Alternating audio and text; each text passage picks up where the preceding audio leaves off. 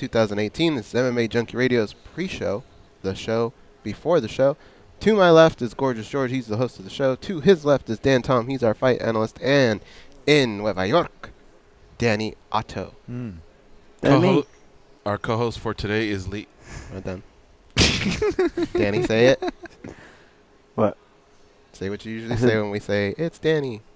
That's me. That's him. And that's part of the pre-show. Ah, okay. And to our right here, we go back a ways. It was good to see him. Leandro is in studio here. Do you still run the gym? The Wanderlei gym? Yeah. He does everything, George. When we walk in there, everything. Like, he's the guy that tries to sign you up. He's the guy that's, like, moving equipment. He's all over the place. He's the head coach for the pro and amateur team. Then he throws on the gi and he's out there, like, literally does everything in the gym. Black belt in jiu-jitsu and judo? Brown belt in judo. Brown belt in judo. Okay. Yeah. He's a physiologist with degrees in human movement, exercise science. So it's going to be fun talking a little bit about that. And, you know, tomorrow's UFC 224. I'm sure you'll be watching, right? Oh, yeah. A lot of Brazilians on the card. I'm sure many that you know. So it's going to be a fun show. And it's going to be a great way to wrap up the week. Also, if you want to call in, it's 866-522-2846. Coming up at 30. Give us your final thoughts and predictions on UFC 224, which has a headline bout of Amanda Nunes versus Raquel Pennington. The odds are tremendous on Nunes, minus 1,400. Raquel Pennington comes back at plus 800. Souza Gastelum's pretty close to a coin flip. And then, of course, we have Mackenzie Dern and Amanda Cooper. We'll talk about Mackenzie Dern missing weight. We'll talk about Yair Rodriguez getting cut. Lots to talk about on the MMA Junkie Radio Show.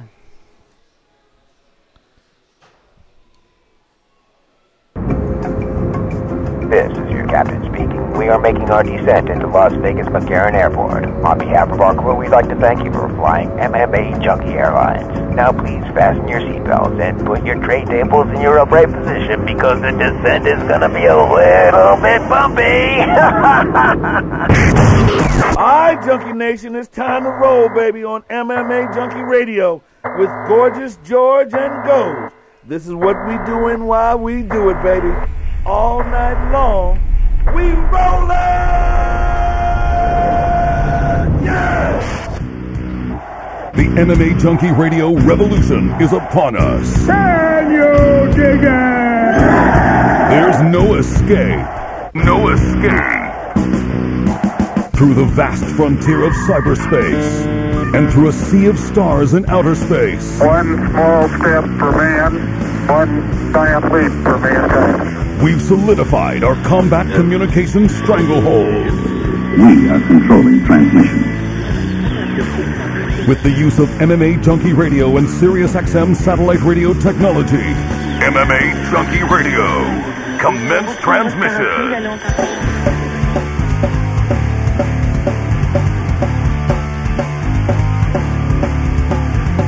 Live from MMA Junkie Radio HQ in the fight capital of the world, Las Vegas, Nevada. Here are your hosts, Gorgeous George and Goes. From the fight capital of the world, inside the beautiful Mandalay Bay Racing Sportsbook, you are listening to the MMA Junkie Radio Show, the only show that matters. I'm your host, Gorgeous George. With me, as always, is the devious and dastardly Goes, Ari's co-host. To my left, the fight analyst, Dan Tom. Back east, producing the show, as always, it's Danny Otto. And our special co-host for the day, he is the head coach over at Juan Fight Team, also co-owner of that fabulous gym here in Las Vegas. It's Leandro Lorenco. Hello, Leandro. How you doing? I'm good, and you? Good. Welcome to MMA Junkie Radio. Good to have you. Thank you for having me. Yeah, and you and I spoke last week, you know, kind of catching up a little bit about how we basically know of each other, us knowing about your gym, you being aware of our website. And then today, it turns out you and Goes kind of knew each other from a few years past as well. I thought he had a twin brother because I was telling him everywhere I would go that day in the gym, he would be there. Yeah. You know, whatever I was doing. And so, like, this is a hard worker, man. He is, man. And we will talk about the Juan Fight Team and the Juan Fight Gym here in Las Vegas.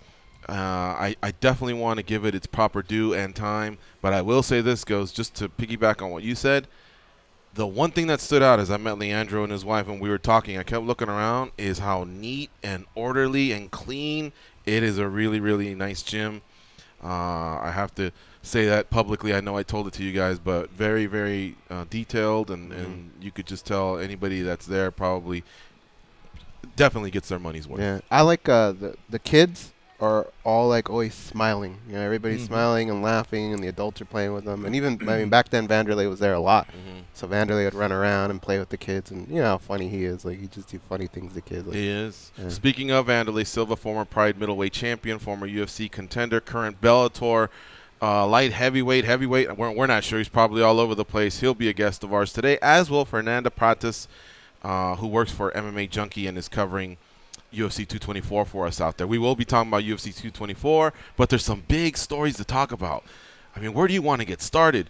One, Mackenzie Dern missed weight, not by a pound, half a pound, 2 pounds, 8 pounds she missed. Now, you get that 1 pound allowance because she wasn't in a title fight, so if you want to get technical, she could have came in at 116. She came in at 123, so that's 7 pounds. But we call the strawweight division the 115-pound weight class, so you're going to see that a lot.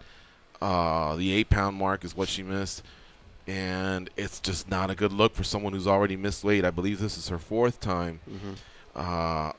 Calvin Gastelum, John Lineker, for example, they've missed weight plenty of times as well. They made weight. In fact, I believe everyone else made weight. Now, if you're wondering, is that fight going to take place? Yes. The Brazilian Commission has already doctored 30%. Normally 10% goes to the Brazilian Commission, 20% goes to the opponent. The Brazilian Commission waived their 10%, and Amanda Cooper's getting all 30%. She has accepted the fight. A lot of people felt like she may not even accept the fight, which would have been really tragic for Mackenzie Dern, who wanted time off but really wanted to fight at UFC 224 in Rio de Janeiro. But kudos to Cooper for taking the fight. You know, she's in shape. She made weight, and she's ready to rock and roll. So we'll touch on that in just a sec. And then also, Yair Rodriguez got cut by the Ultimate Fighting Championship late last night, according to LA Times writer Lance Pugmire. He got some quotes from Dana White, basically along the lines of he declined 2 fights, Ricardo Lamas and Zabit. Here we go. Magomed Sharapov. Yep. Okay. Yep. He they were supposed to fight, the latter being a fight that was being booked for L.A., and he just declined them. And he's cut. He's no longer with the UFC.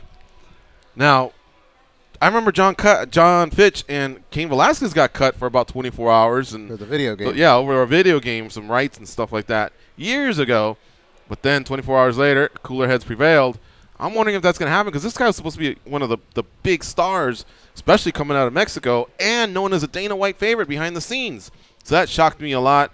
We'll jump on that as well. And then as well, apparently employees and people associated with the staff at the hotel out there in Rio de Janeiro, Barra da Tijuca to be exact, they were held up. It was like an armed robbery. Nobody's hurt.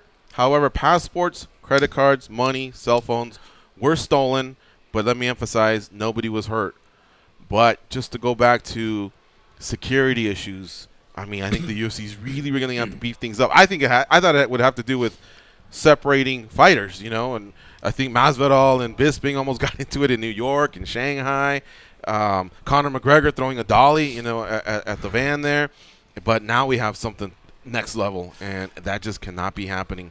So we will talk about all of that here on the MMA Junkie Radio Show, as well as, like I mentioned earlier, Wanderlei Silva and Fernanda Prates. Remember, the number to call in is 866-522-2846. Where do you want to start? Start with Mackenzie Dern. Mackenzie Dern, how about it? All right.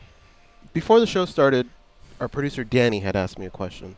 And remember, we used to do the noob minute. This was kind of a noob question, but I thought it was a good question. Okay. And he asked, well, if she missed by 7 pounds, what is she doing getting up there and taking her flip-flops off and her shorts, like trying to make the weight when she knows she's that far apart? The answer to that is if she gets closer to the next weight class, then she can't fight at all. That's true. So she has to do everything in her power to, even though it's by a lot, that she's not 125, to lower that more, because the fight could be completely off. As where if she does weigh in, and the commission said so, she would still be able to fight as long as Amanda Cooper gives the okay. So if people were wondering that's the answer to that. I mean, this week Mackenzie was very critical of people asking her that question about the weight. Like, she kind of wanted everybody to get over it already, and this is not going to help her. You know, I really don't know. I get that she took the fight. She wasn't really looking to get into a camp, but these are decisions of a grown woman. You know, and when she made it, she talked to her camp, and I'm sure they all powwowed and said, we can do it. And the second you do that, all the excuses go out the window. And our original camp said, hey, I think we need to move up, you know, you need to move on. Yeah. So this was a new camp as well. Yeah, so she definitely has to tighten the screws here and figure out what's going on. And the Does she first get way treatment to like others? Hey, you're just moving up the flyweight as of your next fight? I don't know, because a lot of, you know, some of that happened outside of the UFC. So she did make weight for her last fight. So I would say maybe she gets another chance here, but definitely for her, the road back to getting everything in order is get the win now. If you can get the win in a spectacular fashion, like Kevin some Lee. of the people will forget some of the bad things that happen, but start rolling that ball towards the positive now. Yeah. That's a lot of weight to miss by. It is. And I know that if you watched Embedded, they released 3, 4, and 5 quickly. And one of them, she missed her flight, which, again, I mean, I don't know the details, but you're a professional fighter. You got to be on time to your flight. We all know get there 3 hours early. And we know L.A., where she now lives, lots of traffic. So you got to get a move on. So she missed that. Is that the setback? I doubt it. I don't see one day setting her. But either way, she was still going to be on a plane. But does that set you back the 8 pounds? Most are going to not be on board with that. Very disappointing. I was shocked that Amanda Cooper took the fight because she made weight. She could have just taken her win and said, I'm not going to give her that advantage. Other fighters have done that recently, and honestly, I don't feel like they've been penalized much with the fans, media, or the organization. All you do is say, hey, if you still want to have it, let's fight in L.A., you know, at Staples Center or something. But it ain't happening here. Give me my pay. Let's go. This is a woman that didn't have to suffer like I did, and also she will be 8 pounds. I don't know what the percentage is, but, you know, just bigger than I will be. What do you think, Leandro? 8 pounds is a lot. Yeah. It's not. I think it wasn't well planned. You know, women do have. It's a little harder, you know, for some women to lose that weight because they have a higher body fat percentage, but not by 8 pounds. We don't know what happened with her camp and everything, but usually because they have a higher percentage and the dehydration process is better and easier for who has more muscle mass. Like 70 to 75% of the muscle is water. So when you can dehydrate, having more muscle mass helps a lot, while having more fat. Fat is only about 33% of water. So you can dehydrate fat as well as you can dehydrate the muscle. So that might be maybe one of the problems she had with the camp. Yeah. Dan, I mean, we've been down this one plenty of times. Like, I know your tolerance probably isn't high for a fighter missing weight either. You know, no, and I mean, you know, jiu-jitsu is not wrestling, but jiu-jitsu also incorporates, you know, cutting weight and competing in divisions, so they're familiar there. And then jiu-jitsu also is a martial art, so there's the honor system there. So you run out of, you know, it's not a good look either way, you know. I think Leandro did a good job of covering, you know, from the female perspective as well, as far as those things always come into account. But my question is, what time did she weigh in the weigh-in frame? Do you guys know? Was it in the middle? I believe was it 40 minutes in. So there was probably, what, another hour to go because it's a 2-hour time frame, correct? And what she's getting chastised for is as soon as she missed, it wasn't like, well, we still got 2 hours to go. But then again, I'm not even sure if Brazil offered the re-weigh-in or the additional time or what, or if behind the scenes they already agreed to stop it. Somebody pointed out Anthony Johnson also missed by 8 or 9 pounds against Vitor Belfort years ago. Here's what happened with that one. He got down to 187.5. Yeah. And then they go, you can't go anymore, you know, because I think he was getting lightheaded. So by then he started refueling. So by the time he weighed officially, because they didn't have the early mornings, he was like 8 or 9 pounds lower. But he really got to 1.5 pounds. This young lady did not get to that. I don't believe I heard that. That was her official weigh-in. She elected not to go any further. Everyone's giving her shit because she went straight to the snack table. You know, they have a rehydration center. I'm sure there's water and other, you know, types of supplements and things to nibble on. But, you know, MMA fans, they can be cruel. So would you have taken the fight if you were Amanda Cooper? You know, it's hard to say. You know, I'm not the fighter, and even somebody who's had experience in competing, I still don't feel comfortable speaking for them. But what I will say is Amanda Bobby Cooper seemed really confident. So confident that I actually almost changed my pick before this weigh-in happened. And in my breakdown, even though I still kept my pick as Dern, I did state that, you know, when you're in these spotlights and these positions, that we've seen this story a million times, guys, right? Where their worst enemy becomes themselves. Whether it's, I don't want to use any female like Rondas or anything. We'll just use like BJ Penn, even, for example. He never missed weight, but you know, these guys are so talented, but they almost become their worst enemy. How much were they committing in camp? And it becomes apparent when they step on the scale whether they make the weight or not, right?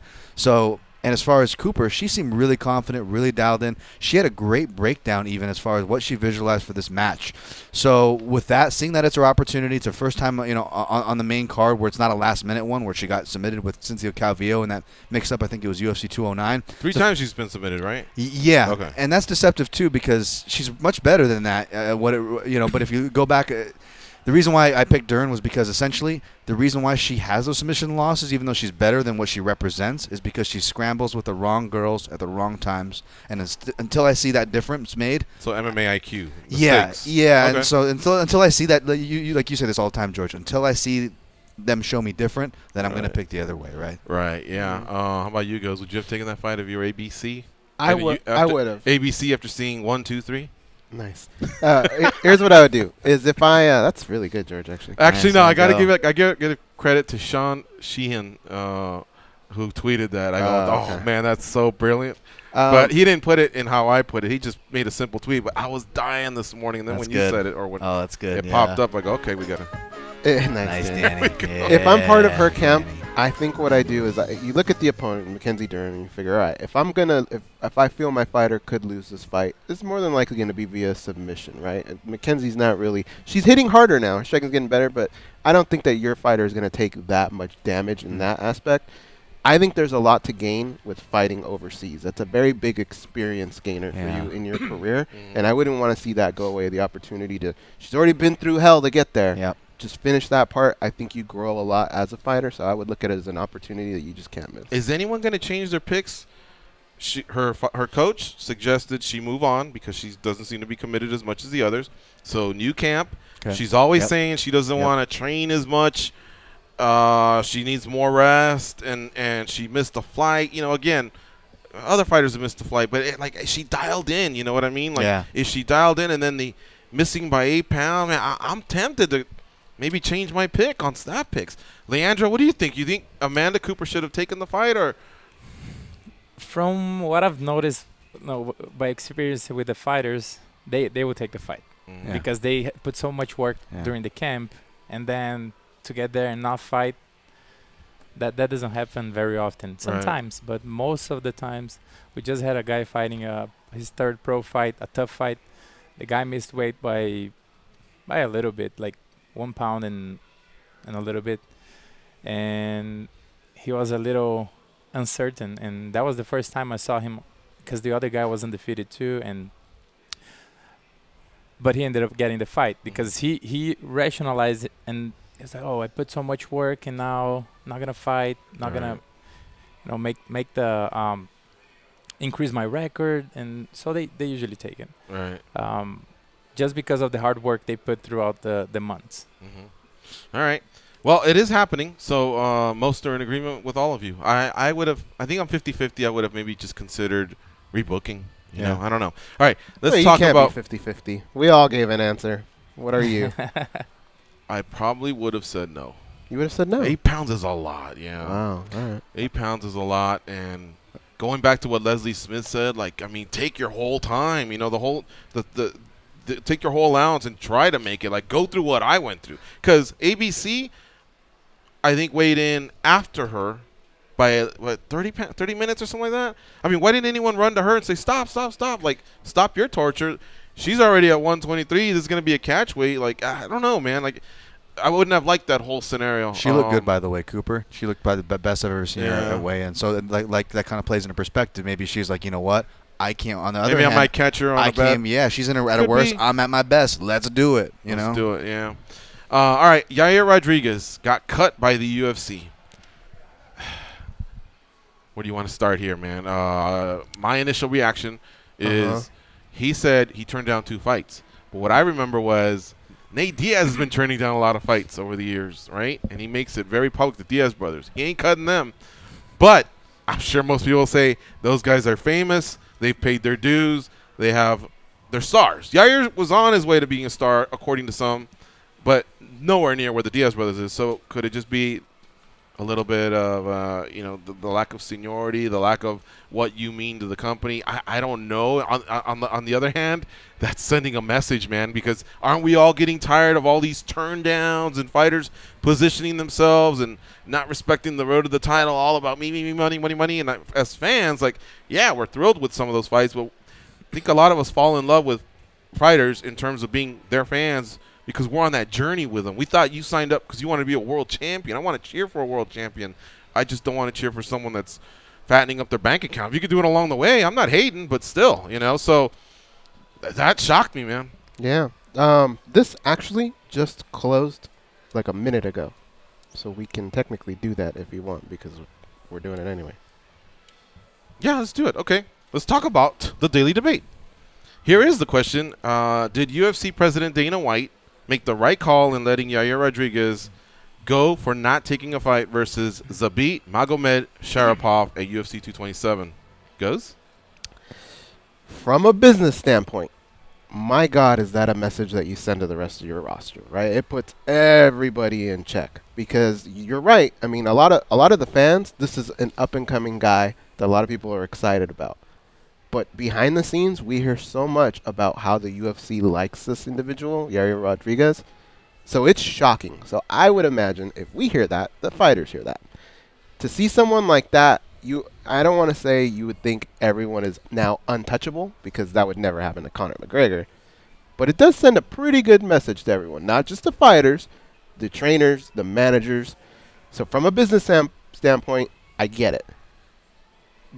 I just don't think they made this decision without telling Yair, you're in a really bad spot. And if you don't take this fight, something bad's going to happen. So I don't think it was a decision that Yair just looked at MMAJunkie.com like everybody else does and said, what? I've been cut? I think he kind of knew and said, I'm still all in. So I'm going to go with, yeah.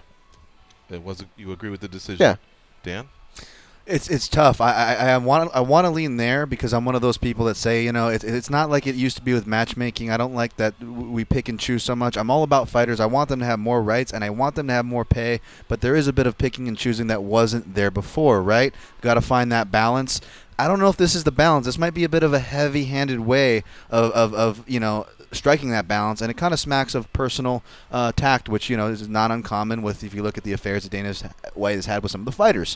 So it kind of strikes of that too. And then you also have to factor in there's a lot of people that are probably wanting Yair. I wouldn't be surprised if old Combate or Bellator was be ringing the line right about now. So for that reason, in the competitive market, I mean 145 is deep for everybody. There's plenty to go around still with the markets at stake, the talents at stake. I don't think it was a good decision. No. Yes. What's the tiebreaker, Leandro? Do you agree with that decision to cut a young, up-and-coming superstar like Yair Rodriguez for turning down 2 fights? Thinking about the business side, as Ghost just said, it makes sense. But the fighter also is a business for the fighter. Before, Pride Times used to be about just fighting. People would fight whoever, different weight classes, it didn't matter. But times change, and now it's business, not just for the event, but also for the fighter. They have to market themselves. They have to think about the business side as well. So both sides have their, they think they're right. For the fan standpoint, I think the decision was right. So the business is looking into, the UFC is looking into bringing what the fighters want to, what the fans want to see. But on the other hand, maybe he didn't think he was ready or something was missing and we don't know about. So I think thinking about the fans, it was a good decision. Right.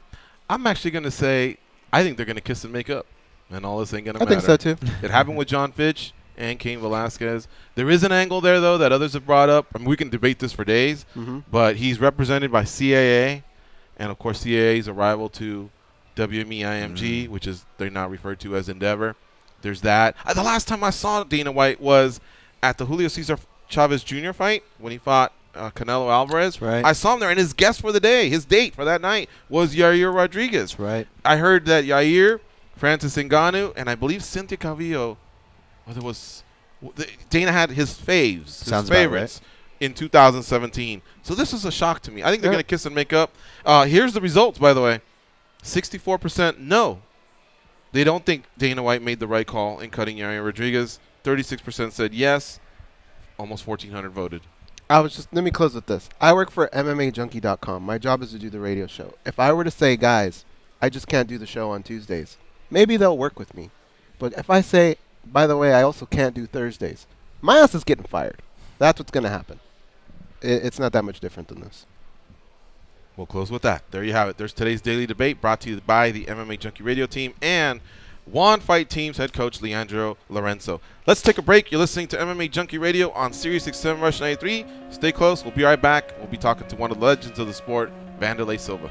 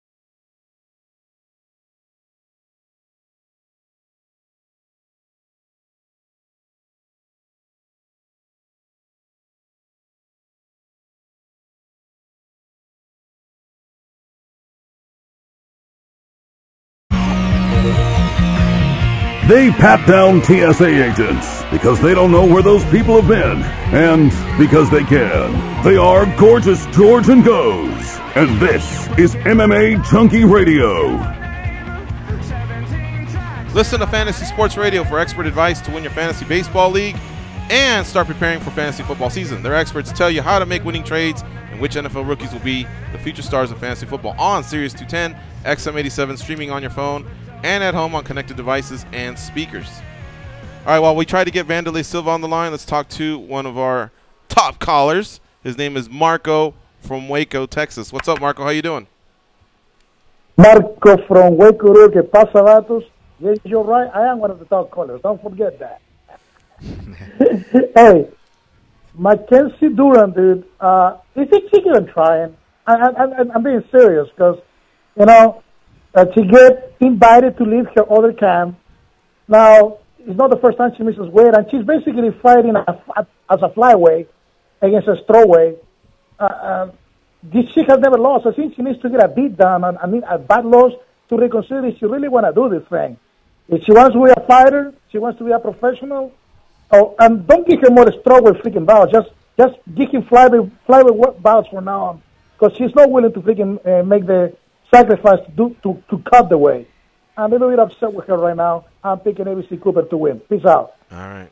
Man, you know what happened to Marco Yair, might be right, man. anything is LFA is like a credible organization, and you know that the next step could be the UFC. Like, if you're not taking it serious there, you're not taking it serious here, and she said her dad doesn't want to see her get punched in the face, and she wants to start a family, and there's just a lot of things there that make you feel like she's not all in, you know. And if the UFC, for some, you know, let's go back to the Yair thing. If the UFC's like, hey, we're a business, these guys had to take fights, and this is the way we operate, well, then maybe they should look that to apply to her as well.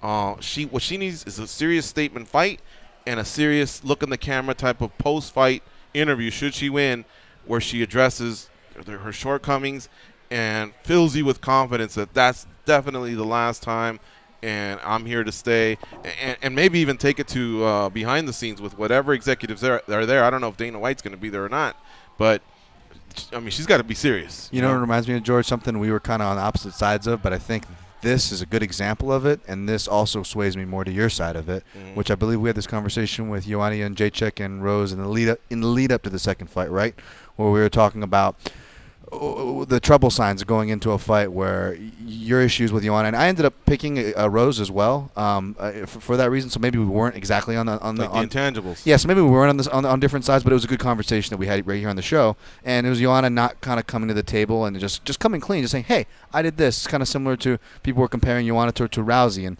you see these things here, and I think this is kind of what we're talking about here with Dern. You want to see whether it's through action, through statement, both preferably, that it's being addressed in one way or the other. It's being accounted for, and we're seeing the trend the other way. Maybe it's a chicks thing. Chicks be tripping. No offense. All right, let's talk to one of the legends of the sport. His name is Wanderlei Silva, former Pride middleweight champion. He joins us now on the hotline. What's up, Wanderlei? How you been, man?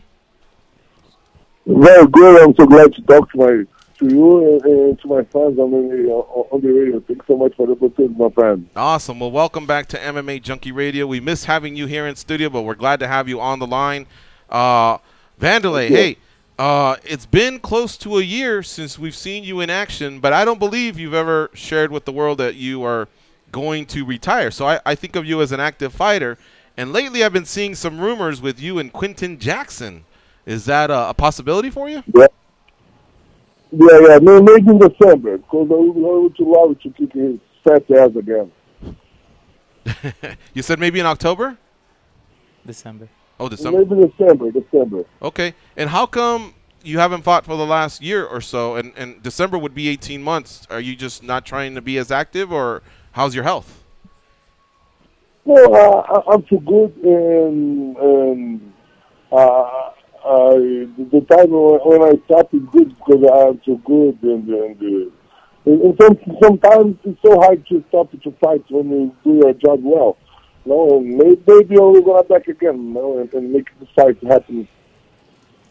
All right, Wanderlei Silva, our guest here on MMA Junkie Radio. We also have Leandro Lorenco here, the head coach of the Juan fight team here. So if you want to say hello, Leandro's here co-hosting with us today, Wanderlei. Yeah, no, hello, Leandro. How are you? Good? I'm good, man. How are you?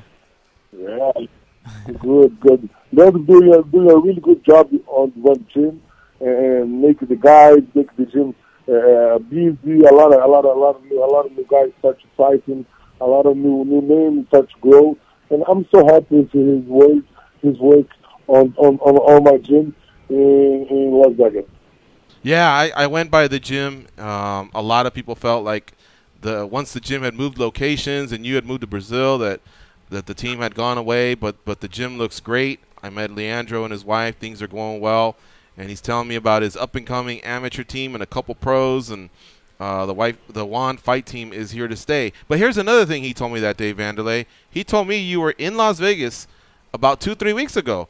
How come you didn't stop by Mandalay Bay to pay us a visit? You don't like us anymore? No, you guys are so busy. Too much fighters, too much interviews. No more space to the old friends. Você é mentiroso.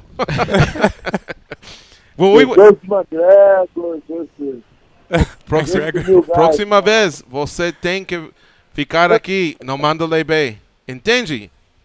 Yeah. Hey, how's my Portuguese, Leandro? Pretty good? That's good. That's pretty good. All right, thank you. All right, Wanderlei Silva, our guest here on MMA Junkie Radio. He's not denying that there's rumors out there of a fourth Quinton Rampage Jackson fight possibly coming up in December. If not Quinton Jackson, anybody else you're interested in fighting? No, I think they're too long to give maybe the Henderson. Maybe Vitor Belfort gonna come to Bellator. I don't know. No, I think the people still like to watch our fight. No, like we're gonna have Lyoto and Belfort now. I think Lyoto gonna kick his ass too. I think so. Lyoto doing good. He's training well on Rafael's gym, and I think he do this. A lot of fights can happen. No, so they start still the activity and allow to give back. There you go. I'd love to see a Vitor Belfort rematch. Yeah. Vitor has said this will be his last fight. I think on his contract. So yeah, it could be that he goes somewhere else. And Wanderlei's picking Lyoto Machida for Saturday night's fight between Machida and Vitor Belfort. Interesting. All right, Goes. What do you have for Wanderlei? Wanderlei, now any matchup that you're talking about, I know that Bellator in the past, they've had a relationship with Japan, with Ryzen. And we all know how popular you are out in Japan. Could there ever be a possibility where we could see you fight out in Japan again? Yeah. Maybe because Japan is starting to grow fast right now with Ryzen. They're doing good. I just sent the minutes to fight there. The Japanese guy. The guy he's fighting very well. He lost on decision for 2-1, but he's fighting good. And now there's Martin start to be warm again. You know, it's very soon here that we're going to see Lyoto Machida and Vitor Belfort. And what I wanted to know from you was, these are two guys who have had great careers and they're still fighting. But what do you think of the new generation of Brazilian fighters? I think the guys doing really good. Because I think it's a transition right now because we don't have so many champions. But the guys is still fighting good. And I hope we have more belts in the future again. That's a fair assessment. Yeah. There's a lot of legends that are retiring or on the verge of retiring, and we can't even call Jose Aldo young anymore because now he's in his 30s. So, yeah, we'd love to see a new batch of fighters. Hopefully, Juan Fight Team over here in Las Vegas can produce some. And I'm hearing out there, Wanderlei, you also have some gyms. Do you also have a fight team you're building out there, another Juan fight team or anything else you're associated with? Yeah, I was going to start to open the one team here in Brazil. I have two in Brasilia, the capital of the country, and I hope I open the others over here because I would love to make the new champions, to help to make the new champions, you know? Because a lot of guys have potential, but sometimes it's the direction. And I know the direction because I'll be there before, and I know the way to be there. Do you think the younger generation, what is it like that they haven't been able to follow the footsteps of your generation? Are the kids a little bit, in America we tease kids saying they're not as tough and they're more entitled. How about in Brazil? What's the younger generation of kids like? I think that sometimes the guys be famous before the belt. And this creates a lot of distraction. Girls, nights, some guys going to the wrong way. Because sometimes you are famous, a little bit famous, but you are not champion yet. Yeah. And some guys going to the wrong direction before to get the belt.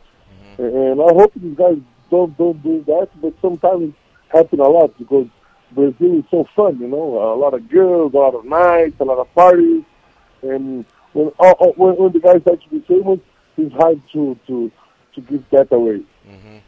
All right, Wanderlei, one last thing for me. This, Bellator right now is having a Grand Prix for to decide the new heavyweight champion.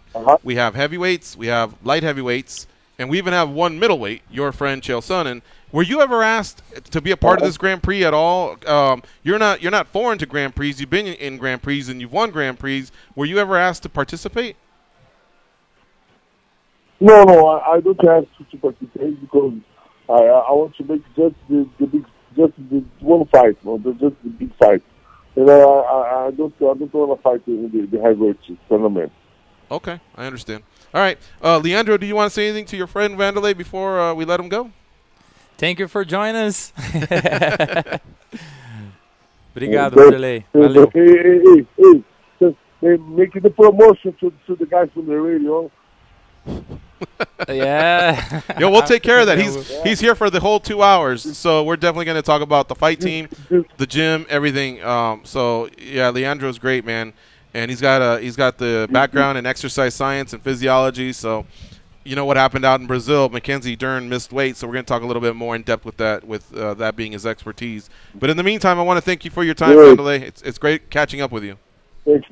Come to enjoy the gym. Come to train yourself. The gym is open for you all the time, for you and your brother. Thank you, sir. We appreciate that. Thank you. Have a good day, my friend. You too. Soon. All right. Bye-bye.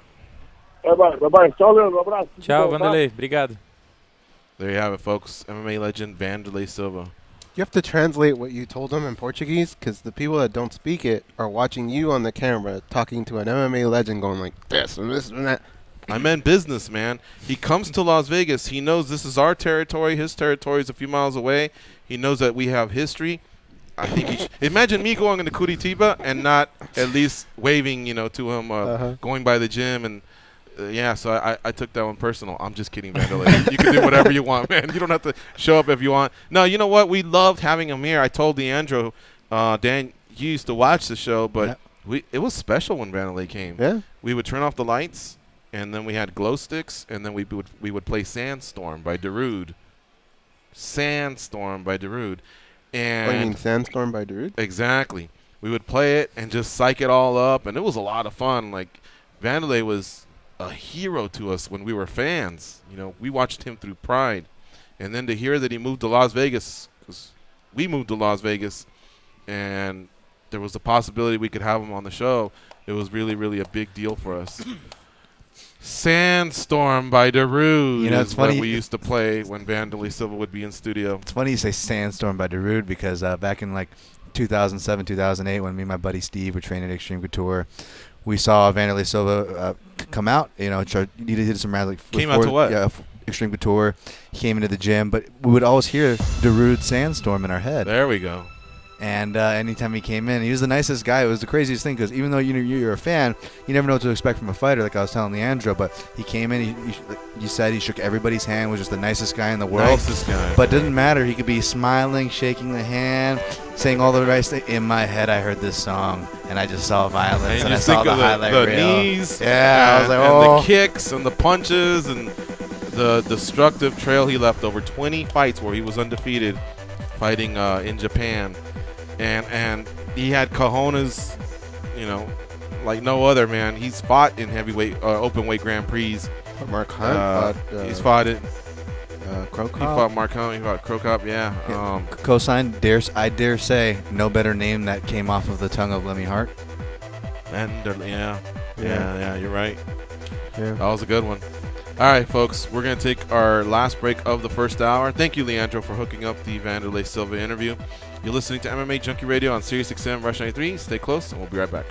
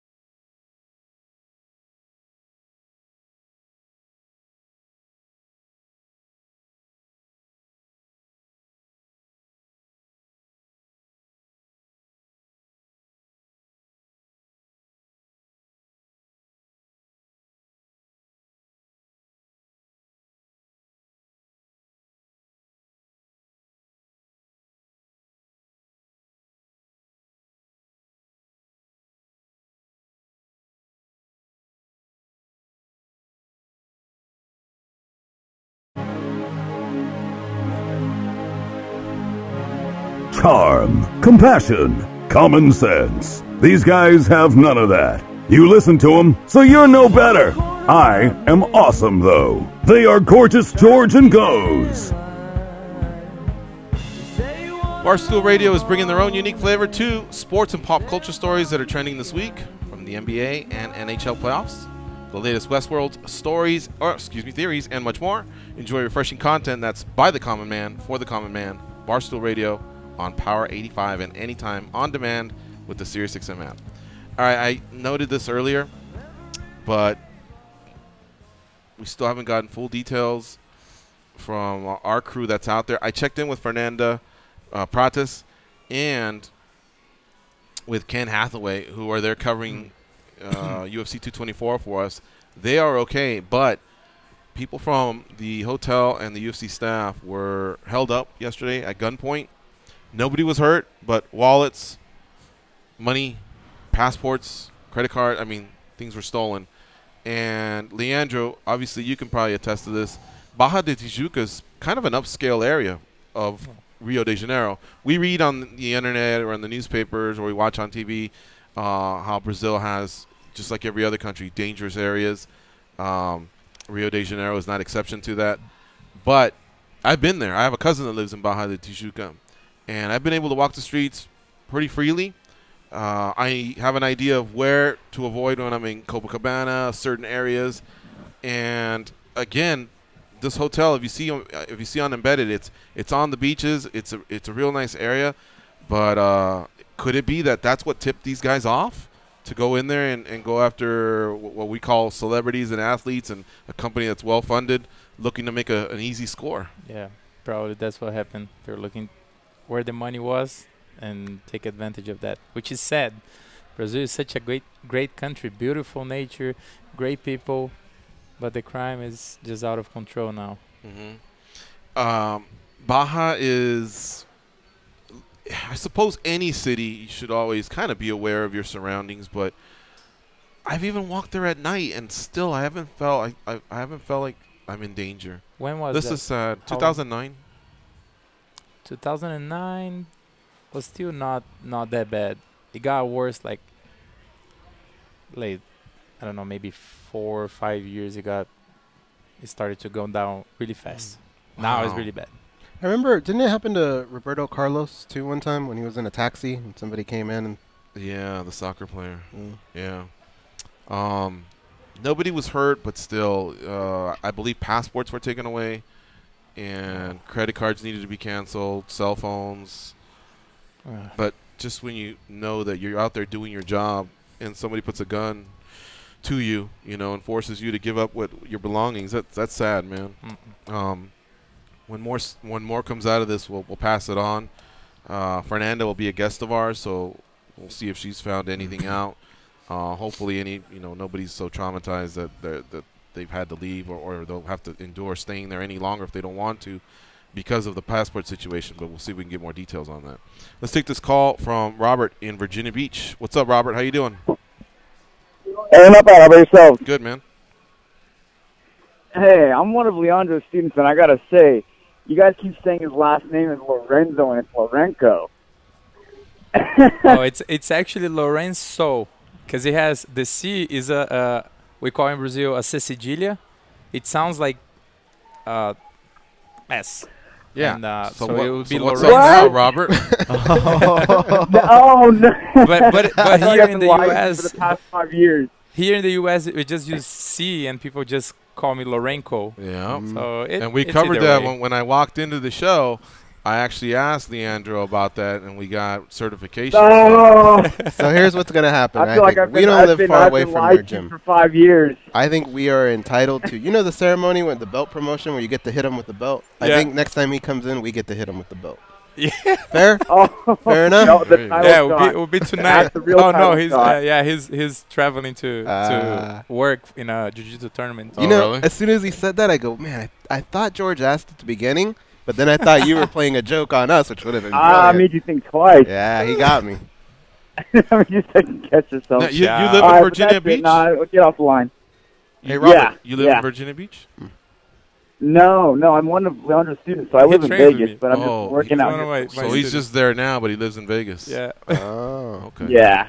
I just wanted to, when I called in, I kind of wanted to be undercover, so I said Virginia Beach. So let us know when the next belt ceremony is. And then Goes and I and Dan, we get to stand at the end and whack them with our belt. We're going to put some water in the belt and freeze it. Oh. That's the secret? Oh. Yeah. All right. Oh. Knot it up. You gotta get the knot. Knot it up, yeah. Robert, do you train for MMA or just BJJ, or what do you train for? Both, not both, but yeah. He competes jiu-jitsu with Leandro like every other weekend. Yeah. Oh, really? He fought once MMA amateur, still training, do some improvements, but he's one of the MMA fighters. You have to give him his credit, though, because he's at home thinking, they're coming at my instructor, and he picked up the phone, called in just to correct us. That's true. That's a good student. We'll give you half credit. Yeah, right I just didn't. I mean, if Leandro had like this pronunciation throughout the gym, then I wouldn't have called in and made a wrong claim like this. But thanks for now the call, I know Robert. the truth. The truth is out now. Thank you. Appreciate it, guys. All right, take care. All Safe right, travels. All right, listen, we're up against the first hour. Overnight, we got tragic news. Speaking of, our callers that we have that are part of our family, listener Showtime from Tennessee, a.k.a. Ramundo, if you know him, on a personal level on Facebook, he lost a member of his family, and we just want to offer our deepest condolences to you, Showtime. We just spoke about this young son of yours just the other day. You were telling us about how proud you were of him as a son and the business that he had. And I woke up to this news of you on Facebook talking about having to bury one of your kids. And So again, man, really, really sorry to hear about the passing of your son, and I hope God gives you strength, man, to get through this, because I can't imagine it. I don't have kids, but I can't imagine something like that. So again, from our behalf, our deepest thoughts and condolences. Our prayers are with you and your family. Well, we'd love to dedicate today's show to him. His name is Yeah. Christopher Martin. So today's show will be dedicated to him. Yeah, for sure. Also, can I just add real Sure. quick? Just something I wanted to say yesterday, but it parlays into this note, is that, the junkies just, when they come in to visit or in studio or just their comments and stuff, cheer me up personally so much when I'm going through tough times. So when I see just a junkie hurt in any way, small or big, my heart can't help but go out. So I didn't get a chance to say it on Facebook. We're doing the show, but yeah, I just wanted to throw my condolences out there.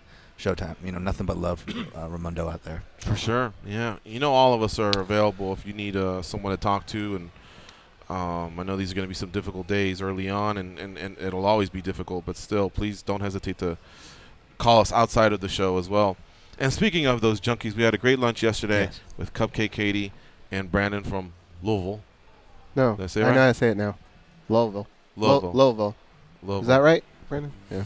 Yeah. So tacos and tequila, we devoured that. That was a great lunch. And thank you again, guys, for doing that. I hope you guys are having fun. Sauce.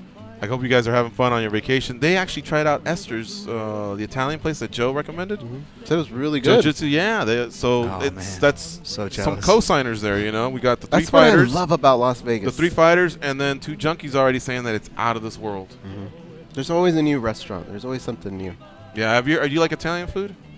Oh, yeah. Yeah. So there's a place Joseph Benavides was telling us about, and Katie and Brandon went yesterday. It's called Esther's, and it's downtown Las Vegas.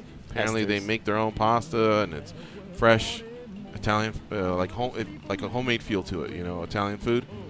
Esther. So that's the spot to go. Esther's downtown. If you want to surprise the wifey, or just head out there with some buddies or whatever. All right, 1 hour down, 1 hour to go. We will definitely be giving some predictions on UFC 224. Dan's already submitted a lot of his articles, so we'll get some clear thoughts from him. And don't forget, we'll also catch up with our own Fernanda Prates, who's out there covering UFC 224 for MMAJunkie.com. Stay close. We'll be right back.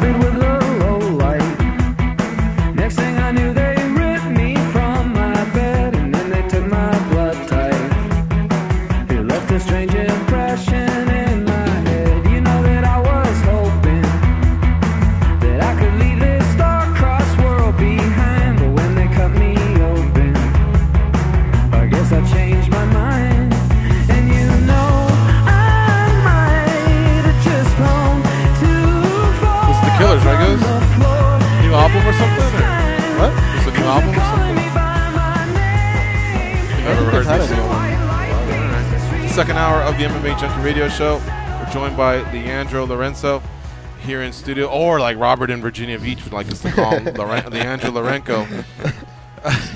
Leandro is the coach of the amateur and pro team here at Wanderlei, the One Fight Team gym here in Las Vegas. Also available to the general public. They have Brazilian Jiu-Jitsu, cardio kickboxing. If you want to join the team, again, amateur, pro level. They have a nice, beautiful fight shop. Basically, the Wanderlei gym that we remember just moved over a couple blocks. We'll give you all that information at the end of the show. But it's really, really kept nicely. Him and his wife have done a great job of keeping the gym going, and he has a partnership with Wanderlei, so he's also a co-owner. Now, aside from that, he has degrees in human movement and physical education. And so I wanted to ask you, Leandro, when you hear fighters say, I fight at 145, for example, what's a safe weight for them to walk around at in a normal daily life before they even start their camp? Is there a mathematical equation? Does it have to do again with how much muscle you carry, or if you don't carry as much muscle, or what do you think is a good safe weight cut for fighters that want to fight maybe 3 times a year, that they're going to put their body through this? So basically, there's no gold standard. You're gonna say, oh, it's this and period. You know, nothing set in stone. There's some researches like talking about a little bit of science that try to approach that, but their weight cut were like something like 9-10 pounds, and from 7 days up to 21 days, which is not exactly what happened with the fighters. They cut a lot of weight in a week, and a lot more than those 10 pounds. I've seen people cutting like close to 20 pounds, and for sure that's not healthy. So I think it goes back all to the plan. You know, once if they stay as lean as possible throughout the camp or throughout their just regular life. Let's say they don't have a fight schedule. If they can maintain their body as lean as possible, they don't have to go through a huge cut. But let's say they start cutting the weight, and usually we're gonna see reference saying that healthy and without too many physiological changes and psychological changes, you can do about 2 pounds a week.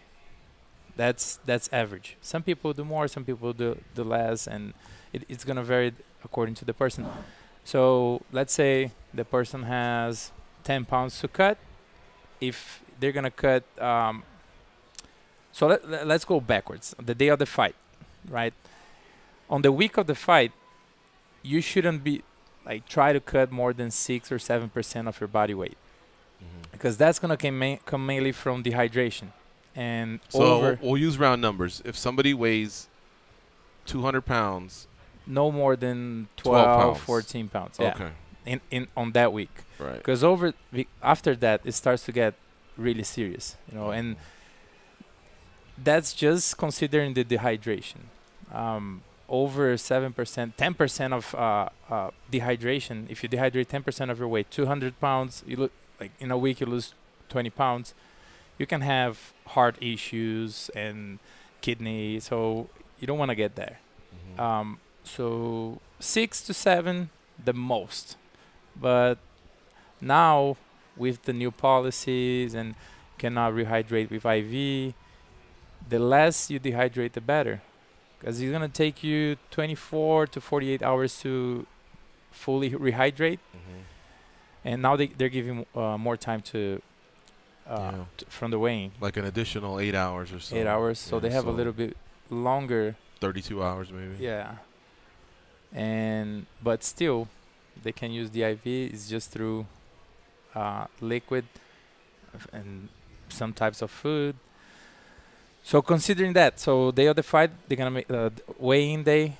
On that week, they don't want to do more than 6 or 7% of their body weight, of the weight that they showed up at. Yeah. Right.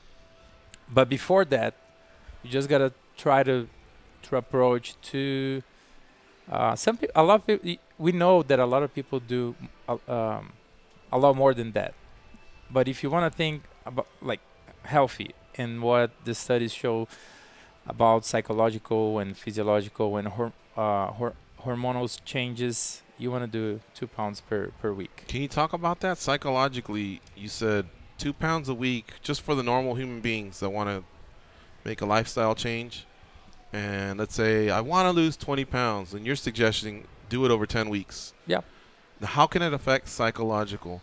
So, because I would imagine if you're losing weight, you're feeling pretty good. But what is it that with can those 2 go pounds, bad? You're not gonna have too many changes. You have a little bit. You might when you start to get closer to losing those full 20 pounds, you might start to get a little angry and just people. People are hungry and they start to get angry. But you shouldn't have any major changes. Now, I did. But like for example, let's say some women they say I'm getting married October 6th, and I want to lose 20 pounds, or even the groom or whatever. People have those types of goals. They should do it you think at about 1.5 to 2 pounds per week can be safe. It's safer. Physically, mentally, yes, psychologically? it's safely. Yeah, so I did a research, a meta-analysis 2009 about rapid weight loss, and there are it's online, but it is in Portuguese, and it showed like when you cut a lot of weight in a short period of time, you decrease testosterone for men like significantly. Your mood, they use a questionnaire like POMS and POMS, and they evaluate anger, rage, energy level. It's by perception. The person is gonna tell you, oh, I feel like this, I feel like that, and they're gonna complete this form. So they found a lot of like the number one, people get angry and their rage level go spike. That's even safe weight cuts or just dehydration weight cuts? That's the fast weight. Fast weight. Oh, so that's why we want to do it slow. Gotcha. Because when you do it fast, you have a bunch of changes. And in performance too. Some studies show that you decrease performance. But they didn't. So they dehydrated. They lost the weight really quick, rehydrated, and tested performance before dehydration and after dehydration. And some studies show that the performance wasn't as good.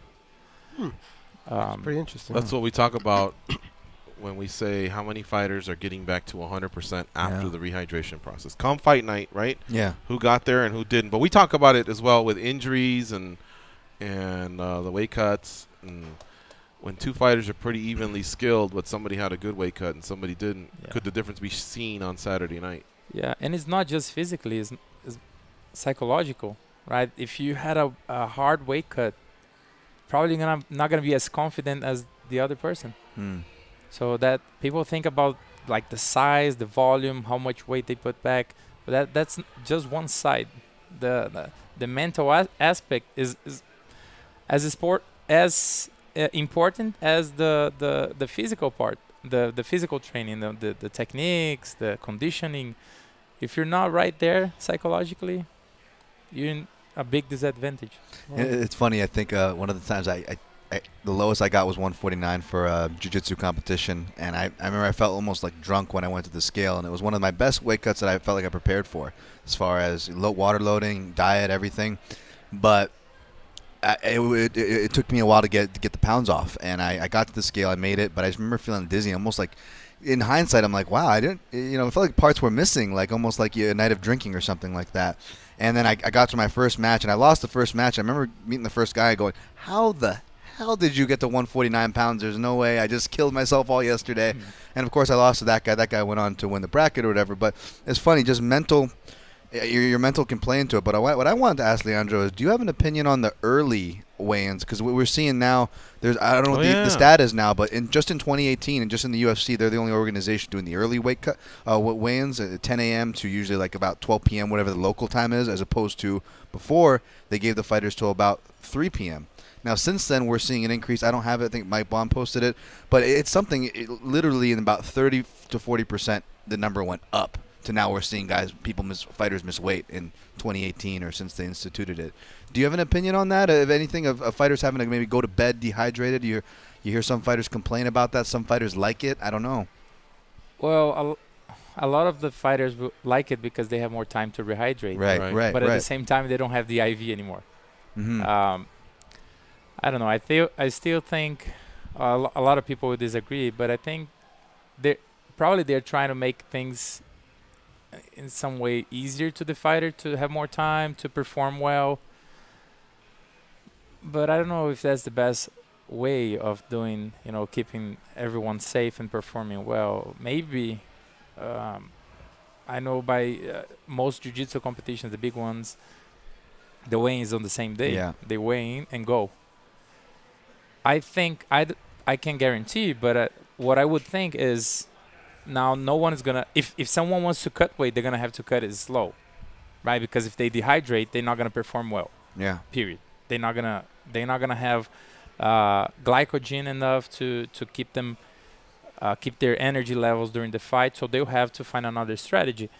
And if no one is cutting, everyone's gonna be everyone that is, let's say, just to put some number, 135 now is gonna go up to 145 or maybe 55. I don't know. And that would probably decrease the injuries that happen in training, because you're training, you're going live with someone, full speed, and then you're also cutting weight. So your immune system is not good. You're just, injuries can happen easy. Joints, right? Dehydrated, right? Everything. Joints. Your whole body. So I don't know how it would be. Probably there would be a lot of resistance. 48 hours.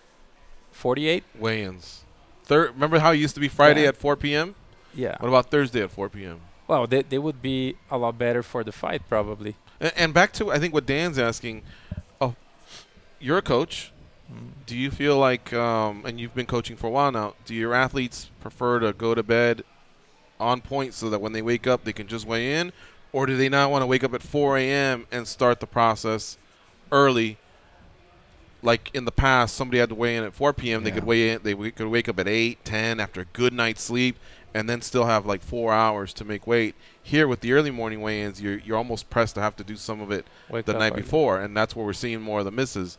So, on the one hand, you get more time to rehydrate, but do you like that morning weigh-in? Is that work for the human body coming off a sleep cycle? Never thought of that. On that way, trying to think something physiologically, if there's anything. When you wake up, your metabolism will be low, right? You're just waking up. Your testosterone levels will be low, your cortisol. So you have to wake up and start. I think like it might be a little harder, thinking of just waking up and start to move and sweat, and it might be more challenging psychologically, again speaking. It might be a little harder once you wake up, and then you have more time to make that cut. It seems to be a little easier. You know what I think they should do? Yeah. Is offer the late night weigh-in for Thursday night. So if Friday the official weigh-in is 8 a.m., 10 a.m., 8 a.m. to 10 a.m. local time, still offers an option of maybe 10 to midnight. Yeah. Whatever officials there, put them up in the hotel and say, because everything's happening now in the hotel, put them up for the night and make them work that cycle. I don't know if it's a 2-day gig for them or what, and make them work that cycle, but offer that up or push it up to 48 hours. I feel like no matter what changes are made, fighters and athletes in general will always push the limits. Whatever the new rule is, they'll figure out a way to push the limits on that. For sure. But what Dan's saying, parlaying to what Mike Bond said, is true. We have had more, like this was supposed to help the weight cut in general, but what it's not helping is many people missing it. Yeah, by the time they come back, they're rehydrated and feeling better, but why are people missing it? We have to identify that. That's true. I mean, at the end of the day, you're right. Ultimately, it's a fighter's responsibility. No excuse for missing weight. I'm all aboard that camp. But like you see, the numbers don't lie, and they've shown that fighters, they're not the best with the time management, right? Sometimes they come in and they'll be on weight. They're like, I could make weight today, right? We always hear them say that all the time. What did Lineker? He came in overweight for the 135 fight against John Dotson, right? But it wasn't because he had a bad cut. He was actually on weight earlier. He just, he's like, oh well, I'm light on weight, so I'm gonna kind of like to what Go said. They're always gonna find ways to push the limit. Lineker got off his diet a little bit and just kind of mistimed the cut. And we see fighters for many reasons kind of do that all across the board. So at a certain point, it is their responsibility, but where is the line where if we already have commission people and they're already being paid, can we have that other window to help them? Let's take some calls here. 866-522-2846. DJ Tony from San Francisco. What's up, Tony? Coming at ya, gentlemen. I didn't get a chance to call yesterday. I've always had this kingship with Dan Tom. Not only, of course, does he stutter like I do, but he's also had some concussion issues as well. And I got to be honest with you. To me, listen, no offense to the Me Too movement, I am shocked, appalled, if you will, not appalled Felder, but appalled that a stuttering half Asian that looks completely Asian, that uses bad vocabulary and that has bad grammar can't get a job in Hollywood. I'm shocked. Yeah, it works hard, Dan.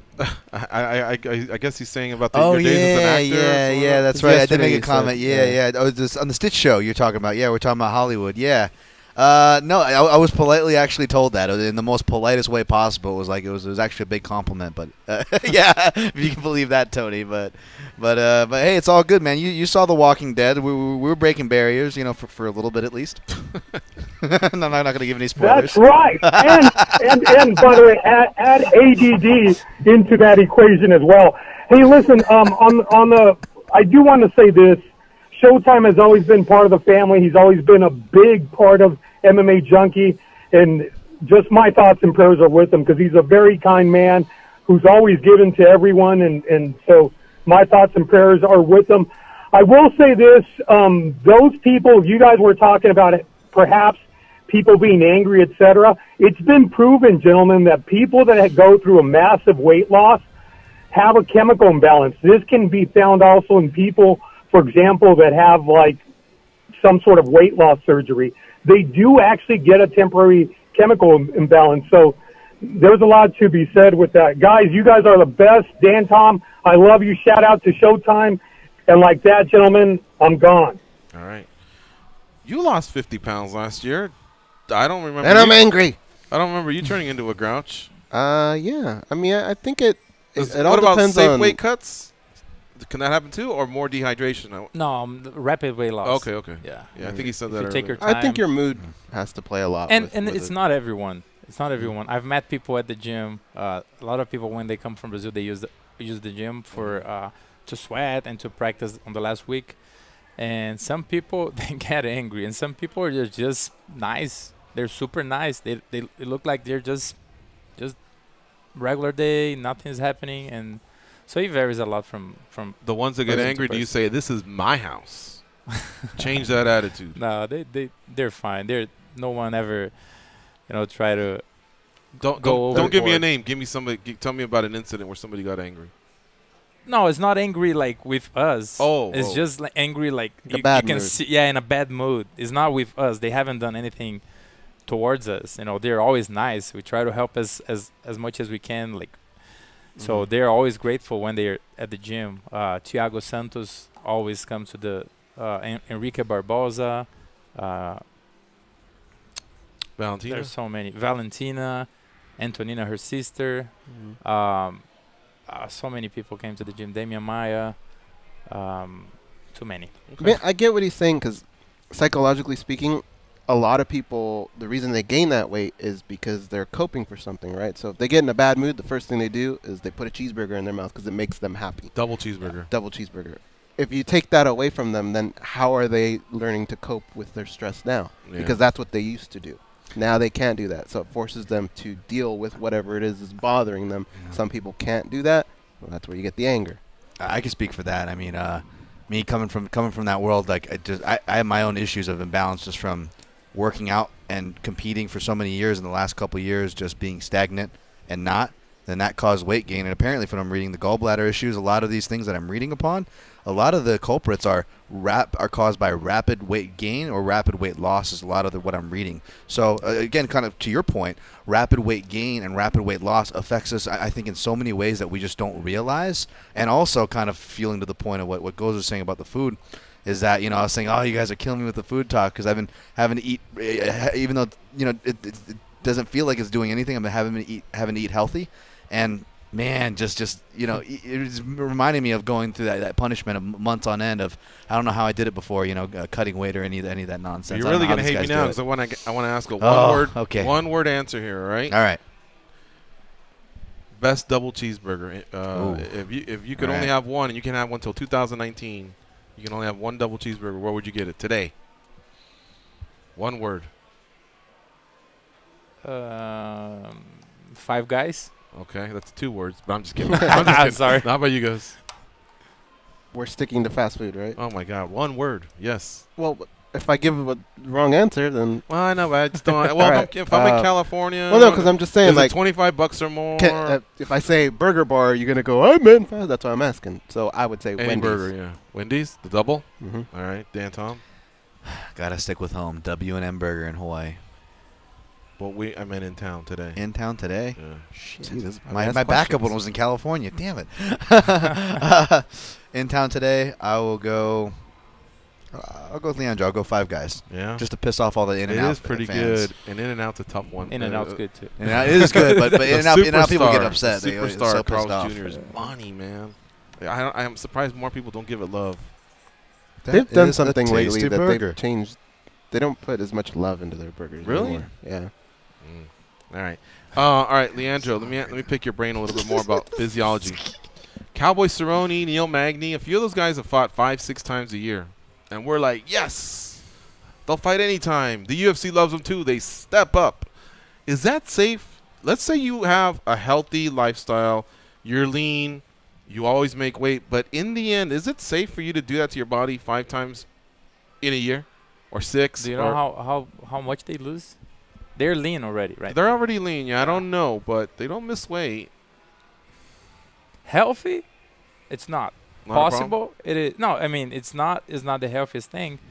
Every time you dehydrate, there's so many changes. I have a list here, like from the research. It's a page long of changes that can happen. It can be good, right? But there's. Can you name some? Oh yeah. So we're talking about physiological effects. And each one uses different parameters to measure that, so I'm not going to get into that. But here, one study, hormonal imbalance, suppression of the immune system, cardiovascular changes, decrease kidney function. Jesus. You only have 2. You don't want to mess with those. Yeah. So if it is in teenagers, it slows down their growth. Yeah, yeah. Wrestlers. Happened to me. So wrestlers, huh? Yeah. Even like some deficits of cognition were found in teenagers. Decrease on glycogen, our muscle energy.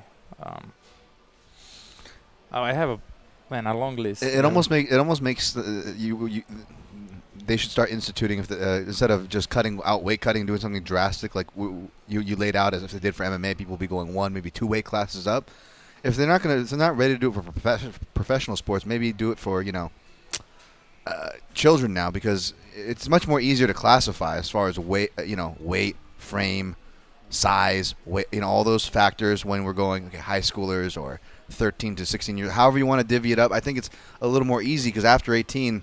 Now you're just this big gamut of 18 to 33-year-old to a prime adult, all these different frames, and like you said with the Neil Magny and all these different guys. Well, what are they walking out at? What are they, what are they set at? Whereas kids, we probably should let them grow and maybe give them a little more flexible things to compete at. I don't know, just thinking out loud. But yeah, we have a big wrestling team at the gym, and what I see, they control their weight very well, but they don't do huge cuts. They do like a pound, maybe 2, just to control a little bit if they have a tournament coming up. Yeah. Which is really good because they are you see some kids that used to be a little overweight, and now they're 12, 13 years old, and they're lean and strong. So that's a good way of controlling. But if they're gonna cut a lot of weight, I don't think that's gonna help in any way. It can be the problem is we don't have how to know what is gonna happen in the long term. We could do like a research and see what's gonna happen to Cerrone, in a few years. Right. But right now we don't know. And even if we do a research, we can get a group. We can see, okay, that's what happened on average. But some guys will be fine. We'll do a big cut and we'll fight 5 times, even more, and they'll be fine. In the United States, a lot of athletes, a lot of people in general, just run into the problem of junk food, Starbucks, the way food is prepared out here. In Brazil, what are kind of like their roadblocks that those people run into? Oh, at least when I see, I don't know how it is now. Probably it didn't change much, but we didn't have a lot of fast food as here. Here is like a lot.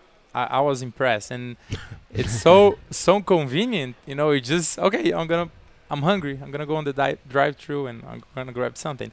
And even like McDonald's in Brazil is not cheap.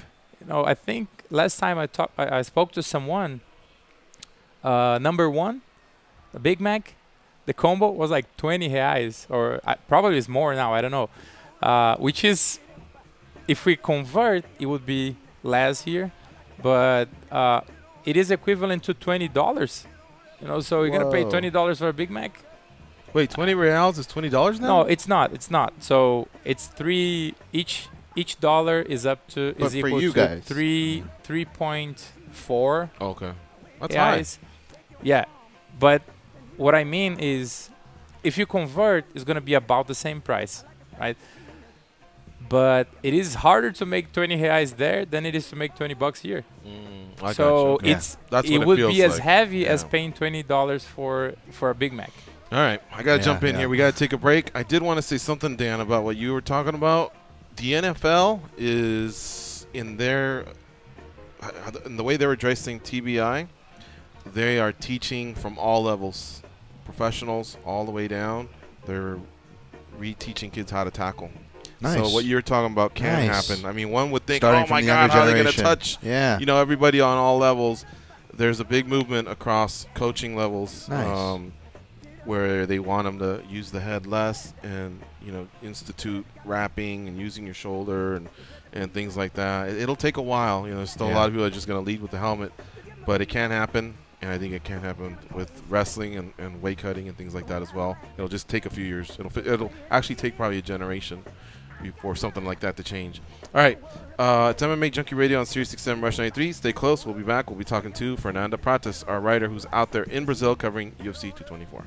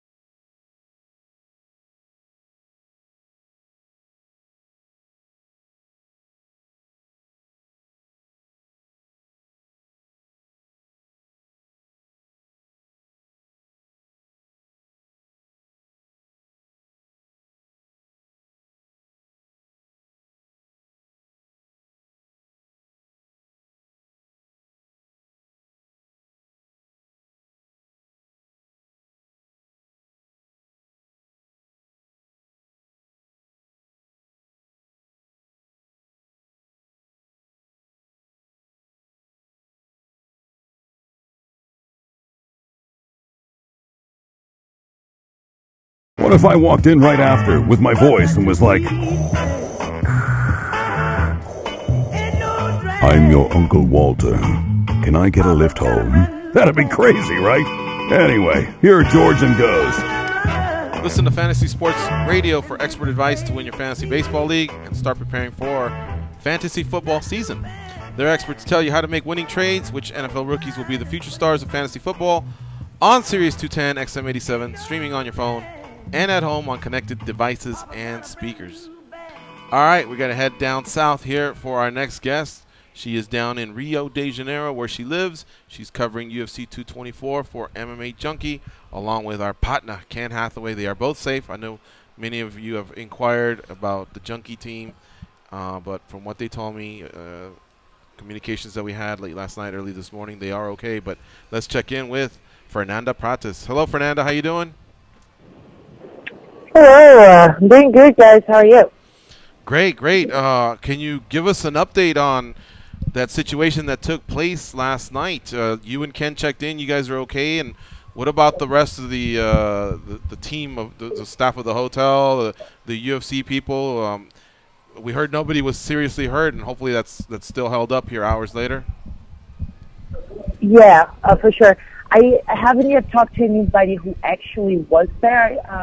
I talked to some people who were aware of the situation, who, saw the commotion at the hotel. Nobody got hurt.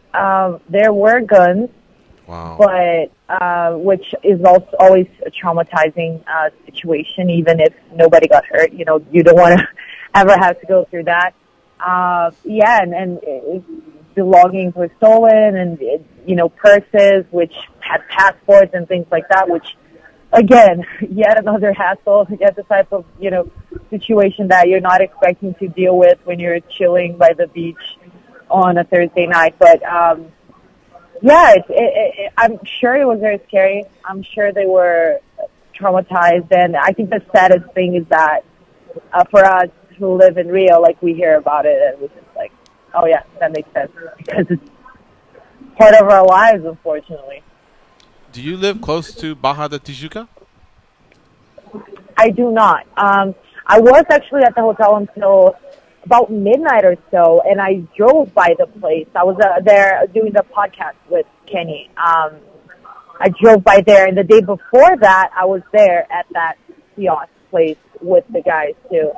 But I live kind of far, kind of like a half-hour drive, so I was heading home at the time. I think that probably happened. From what I heard, it was around 1:30 or something like that. So I was already home at the time. And actually, the first I heard of it was your email to me, like asking me if I was okay. And I was like, yeah, I'm okay. And then I saw a message from Kenny asking if I'd gone straight home. And then I went online, and then I saw what had happened. She must have thought I was a weirdo hitting her up like at 3 a.m. Hey, you okay? How you doing? Stalking, yeah. Fernanda, in situations like this, you up? in situations like this in Brazil, the police response, how well is that? And like, what are normally the chances of people like this getting caught for what they did? I'm not. I don't even know if it's worse in Brazil than anywhere else. But yeah, it's rare people get caught, for sure. You have to file the police report, of course, especially when there are documents involved, and things like that. I'm sure the police has to be involved, and I'm sure they, but the chances of people getting caught, yeah, I don't know, maybe I'm just a natural pessimist, but it's rare.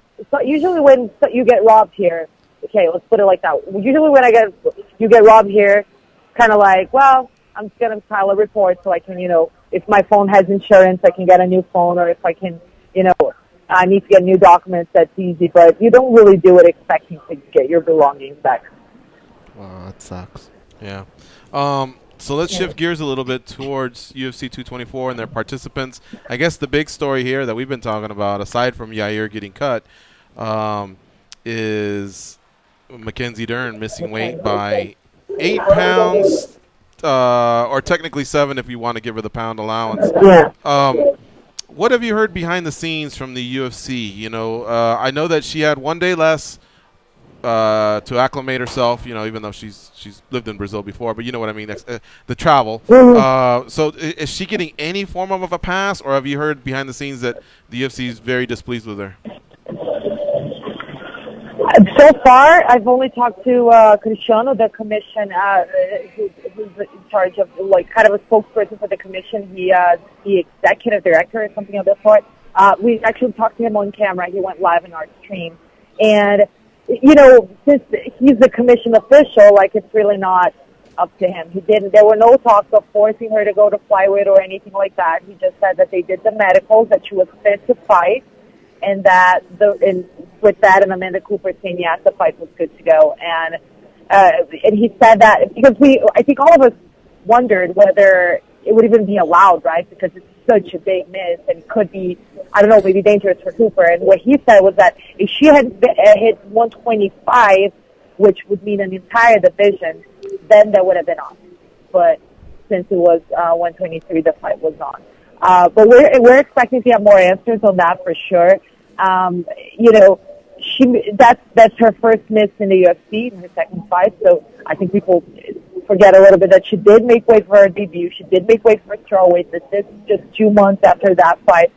So it's not like she can't make strawweight, you know. So we're gonna have those conversations and find out more about what they're thinking when it comes to her future. But so far, that's the information that I have. We chatted via Twitter, so you already clarified. And folks, you can follow Fernanda on Twitter at Nanda Prates. You told me that it's a 30% fine. The commission usually takes 10%, and the 20% goes to the other fighter. But in this case, the Brazilian commission kind of waived their 10% and offered it to Amanda Cooper. Did I get that right? Yeah, absolutely. That the commission has the right to take those 10%, and that's something they've done that before. I'm trying to remember what was the situation, but they also waived their 10%. And then it's up to the UFC to figure out the rest. I remember when I talked to Cristiano, we hadn't had the information from the UFC yet, and he said he didn't know, but he assumed that they would go 20%. So that was it. The cut was that. That was 20% UFC, 10% could have gone to the commission, but ultimately Amanda Cooper is taking 30% of Mackenzie Dern's show money. Fernanda Prates, our guest here on MMA Junkie Radio. Her and Ken Hathaway covering UFC 224 for us down in Rio de Janeiro. What do you have for Fernanda Prates? Fernanda, with Lyoto Machida, Vitor Belfort, these are two beloved people in Brazil, and this being Vitor's last fight. I know that a lot of times here in the States, depending on who's fighting who, there's always kind of like, you go back to that pro wrestling where there's almost like a good guy and a bad guy that people root for. In this case, where you have two people that are so beloved, what is going to happen here? How do you feel the crowd is leaning towards? I heard from a friend that lives in Brazil that seeing Vitor Belfort's last fight is a must. You know, I have to have that ticket. Well, how are people reacting to all this? I think Vitor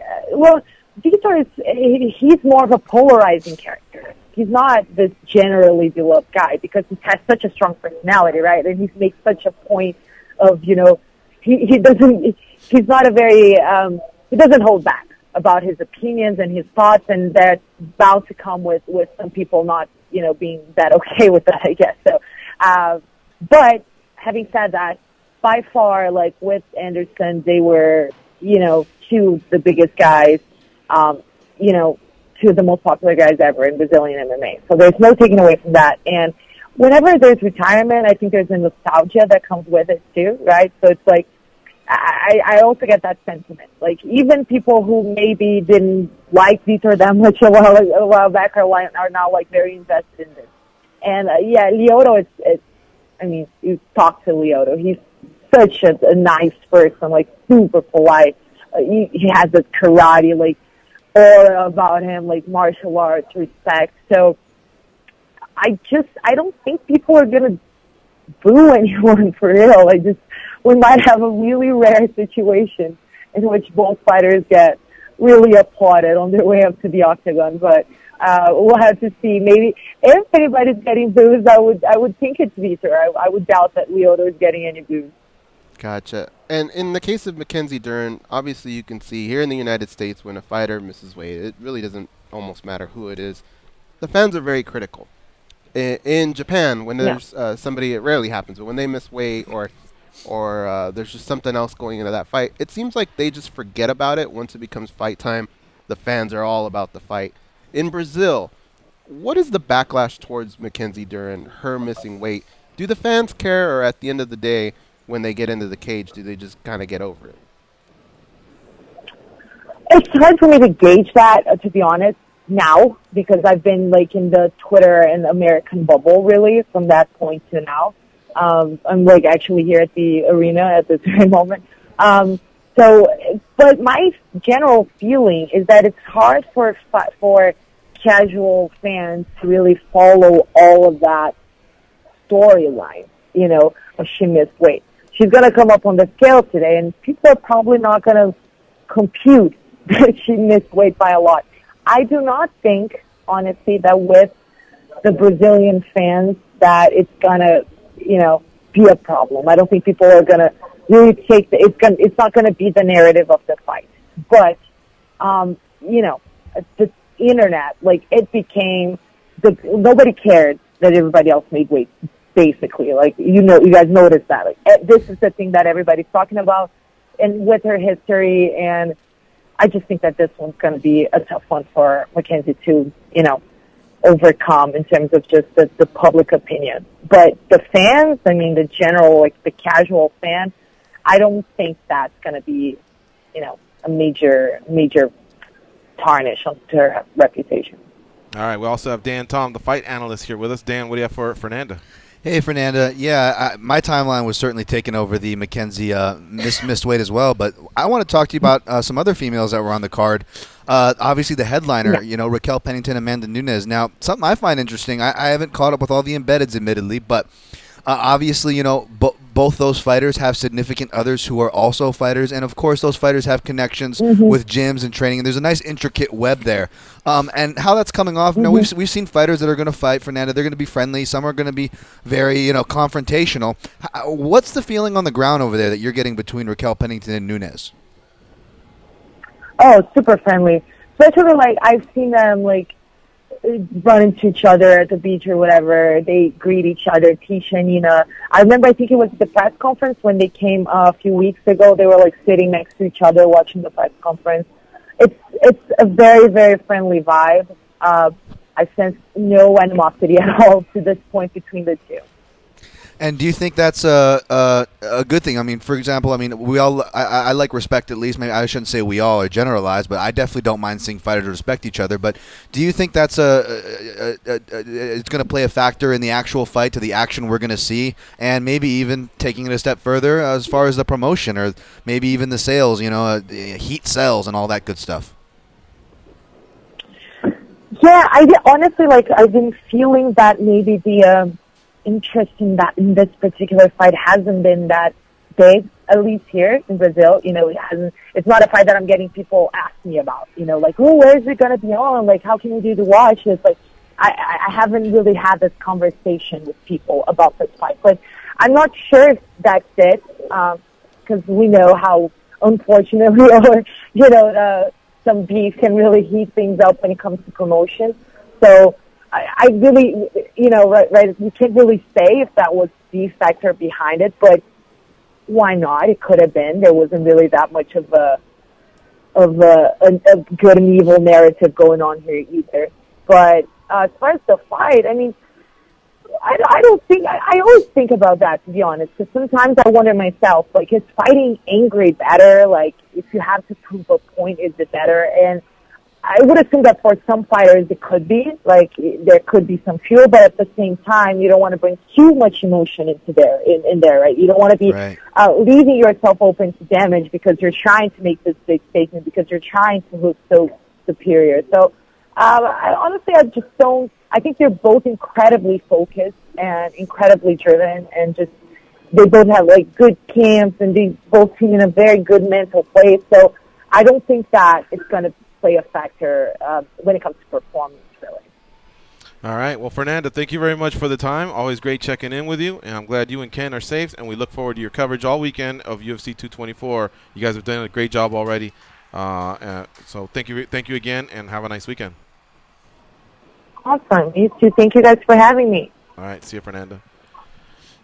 Follow her on Twitter, folks, at Nanda Prates. We got to take our last break here. It's MMA Junkie Radio on Sirius XM Rush 93. Stay close. We'll be right back. Damn, what you gonna do?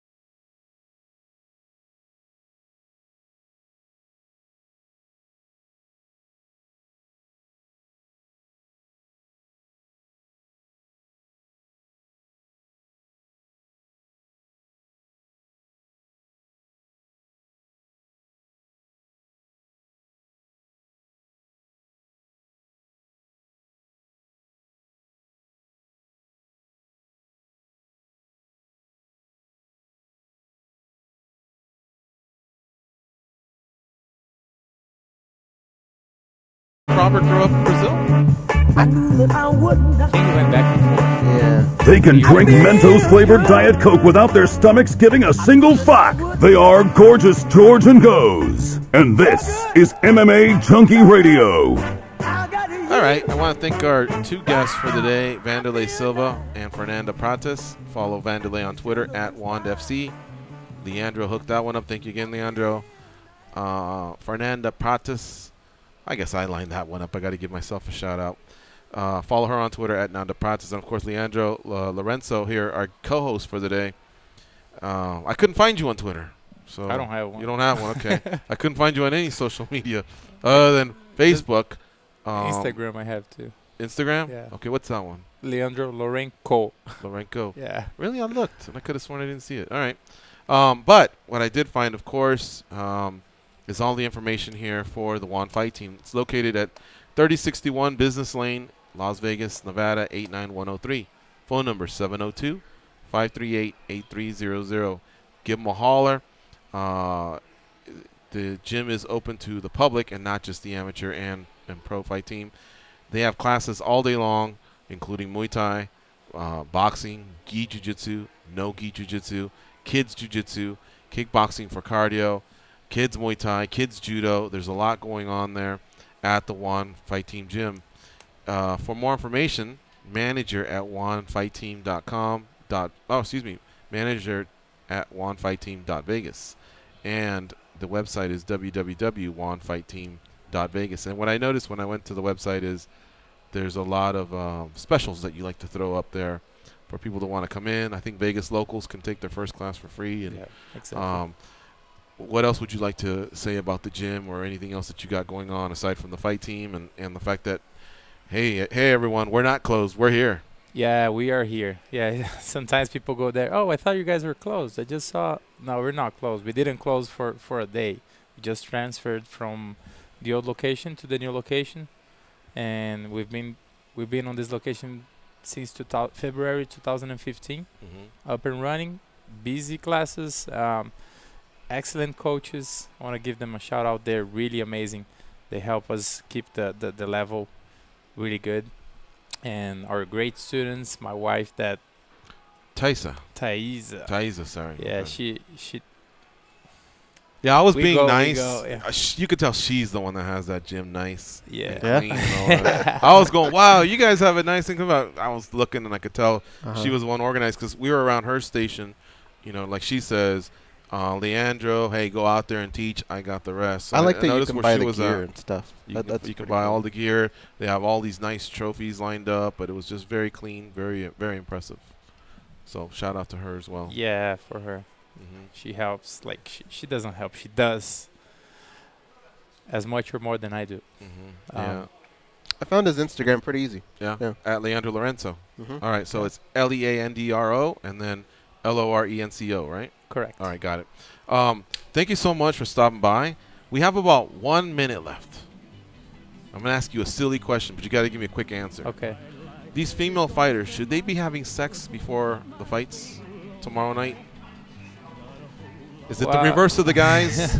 You know, they tell the guys, don't drain your legs. Would it benefit them for the... If it's not too intense, yeah. Yeah? Why not? Okay. It helps. There you have it from a physiologist. Urine goes. Huh?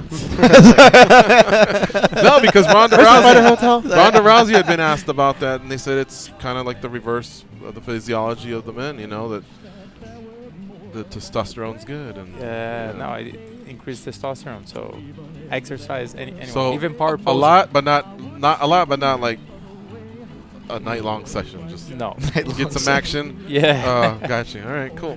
We saved it till the end. All right, everybody stop tuning in by now. Also on Facebook, it's Juan Fight Team Gym.